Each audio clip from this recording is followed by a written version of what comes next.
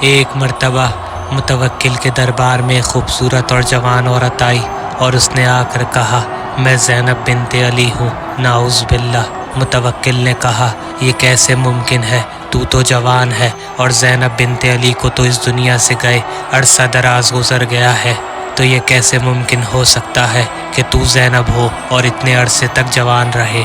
اس نے کہا، مجھے رسول خدا نے دعا دی تھی کہ میں ہر 40 اور 50 سال کے بعد واپس جوان ہو جاؤں، بس اسی لیے میں ابھی تک جوان ہوں۔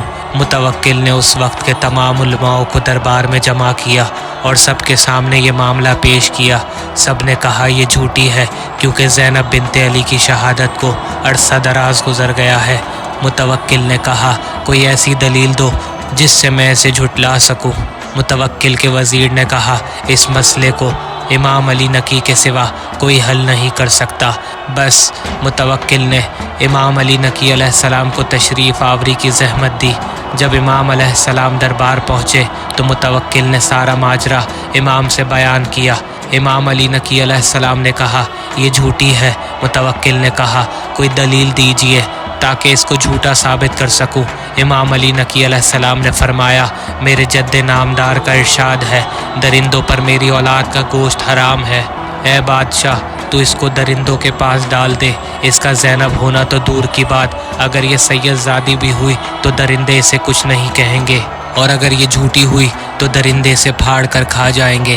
بس ابھی یہ گفتگو جاری تھی کہ دربار میں اشارے بازی شروع ہو گئی اور دشمنوں نے مل کر متوکل سے کہا کہ اس بات کا امتحان علی نقی کے ذریعے ہی کیوں نہ لیا جائے اور دیکھا جائے کہ آیا درندے سادات کا گوشت کھاتے ہیں یا نہیں۔ ان کا یہ گمان تھا اگر درندوں نے انہیں کھا لیا تو متوکل کی منشا بھی پوری ہو جائے گی، اور اگر یہ بچ گئے تو سب کی الجھن بھی دور ہو جائے گی جو زینب کذابہ نے ڈال رکھی ہے۔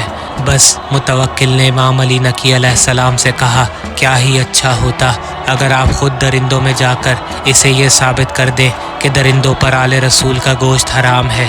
بس امام علی نقی علیہ السلام اس عمل کے لیے تیار ہو گئے۔ متوکل نے اپنے بنائے ہوئے شیر خانے میں آپ کو بھیج کر دروازہ بند کر دیا اور خود چھت پر کھڑے ہو کر تمام منظر دیکھنے لگا۔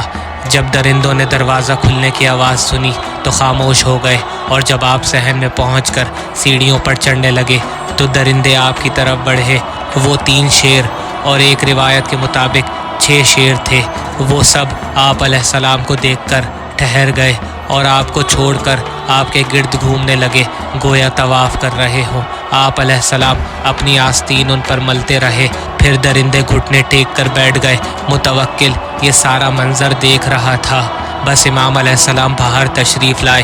لوگوں نے متوکل سے کہا، تو بھی ایسا کر کے دکھا۔